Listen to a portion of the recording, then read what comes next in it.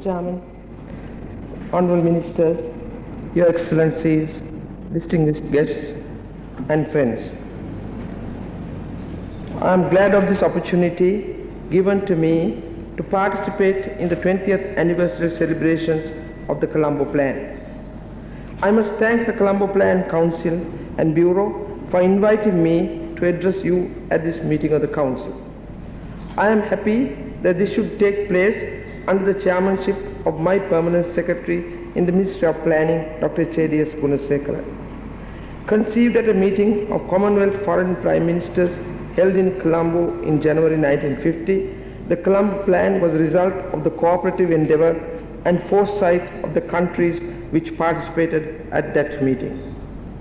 I am proud that Ceylon shares the honour with Australia for having formulated the scheme for setting up the plan at the final stage of that historic conference.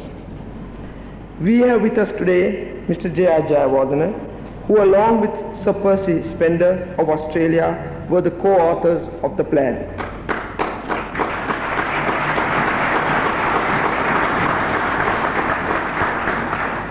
I have no doubt that Mr. Jayawardena must be particularly happy to be present here today and to have watched the progress of a scheme in whose origin he played such a decisive role.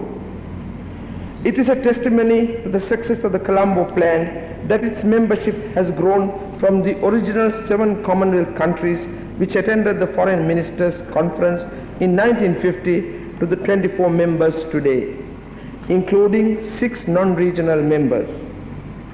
The umbrella of the Colombo Plan now covers a population of over 1,000 million people in our continent of Asia. I am very happy to be associated with all of you in commemorating today's anniversary. There have been many changes in the Asian scene over the last 20 years. The rapid increase in population of our region has not made it possible for us to enjoy in full the benefits of development over the last 2 decades.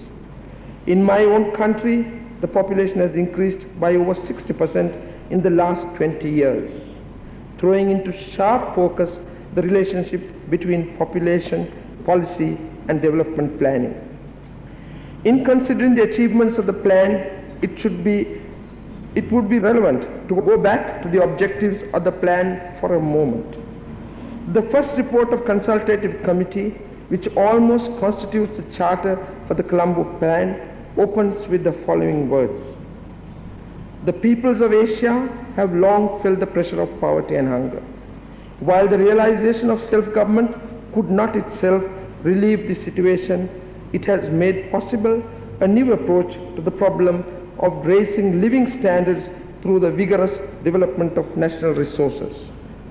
This report further observes that governments are grappling with the problem of promoting the economic improvement which is indispensable to social stability and necessary to strengthen their free institutions. It is essential that governments of this region should succeed in these endeavors. The political stability of the region, and indeed of the whole world, depends upon it, and nothing could do more to strengthen the democratic institutions which we are striving to preserve and foster.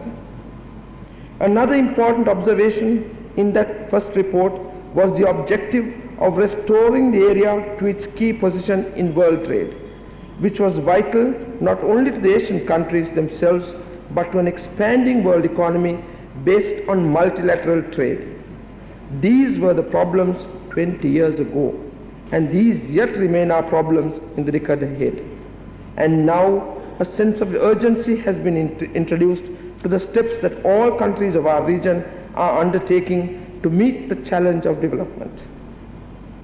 I have mentioned in my message commemorating this anniversary day that the mere pursuit of economic growth without adequate emphasis on social welfare would be a self-defeating process. Ceylon is probably the first country in this region which paid attention to the social aspect of development.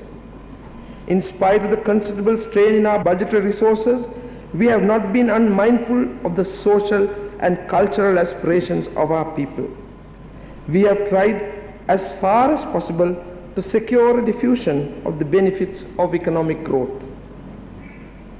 I need hardly emphasize that economic development cannot be measured solely in terms of an increase in gross national product.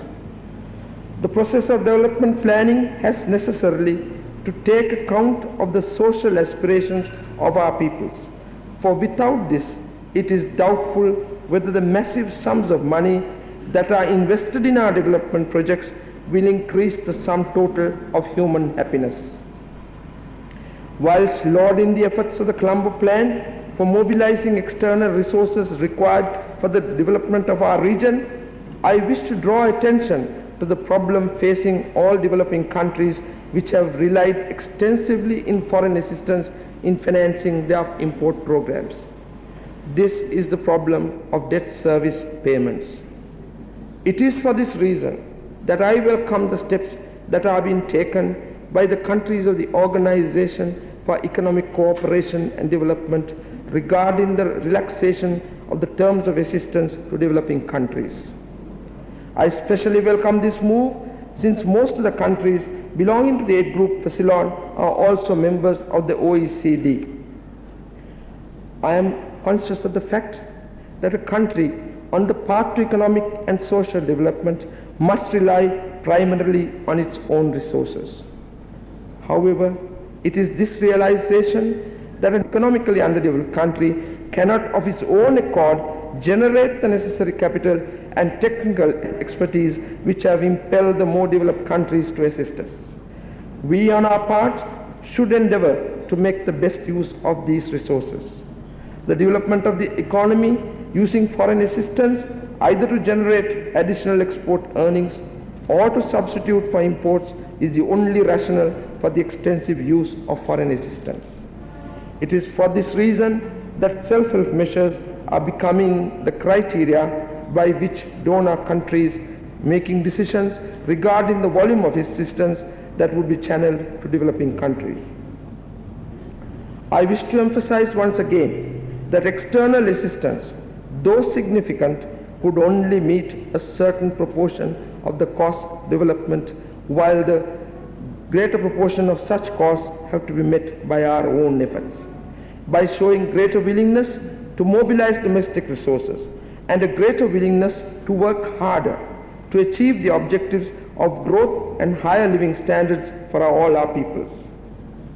One way in which developing countries could reduce the need for external assistance is by expanding their trade with developing countries. Countries like mine, which are affected by the fluctuations in the world market prices of primary products, have suffered drastic declines in export earnings in the recent past. In this connection, I should like to read to you the following brief passage from the 1971 report of the World Bank on the current economic situation in Ceylon.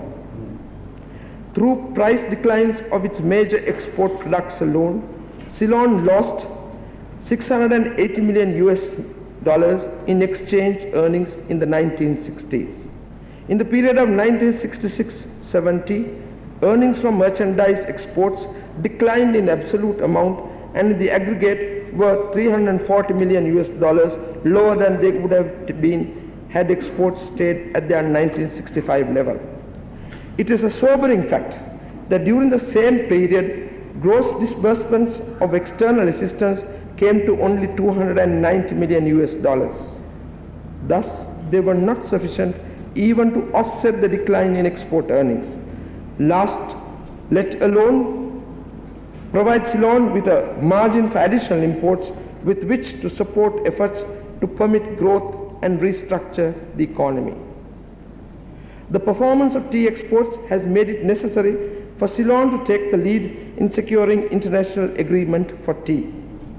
In this context, we have to diversify our economies and industrialize. However, as we embark on rapid industrialization, we are next faced with the problem of entry into the markets of the developed world. The obstacles take the form of both quantitative and other restrictions that have been placed on products from developing countries. These have been discussed at length in the forums of the UN Conference on Trade and Development in 1964 and once again in 1968. I would like to make a plea to developed countries of the world who are at present critically appraising their foreign assistance programs to give consideration to the recommendations that were made at these conferences.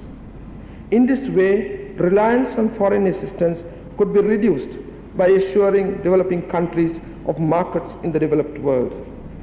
I would like to mention briefly some facts regarding the volume of assistance that has been provided by donor countries to Ceylon, operating under the umbrella of the Colombo Plan. Over the last 6 years, when external assistance to Ceylon was considerably stepped up, the major donors have committed approximately rupees 1,318 million of project, commodity and food aid, and I would like to acknowledge with gratitude this assistance received from donor countries. Project assistance has helped to develop certain key sectors of our economy. To quote a few examples, we have received aid from Australia in the field of health and technical education, Britain in telecommunications and science education, Canada in fisheries and communications, Japan in agricultural research and fisheries, New Zealand in animal husbandry and health, and the United States in irrigation and land development. Commodity assistance, on the other hand, has supported our annual import programs, thereby making it possible to release our own resources for the import of capital goods required for development. In the field of technical assistance, Ceylon has, over the last 2 decades, had nearly 3,000 men and women trained abroad in member countries in various fields, acquiring new and improved skills.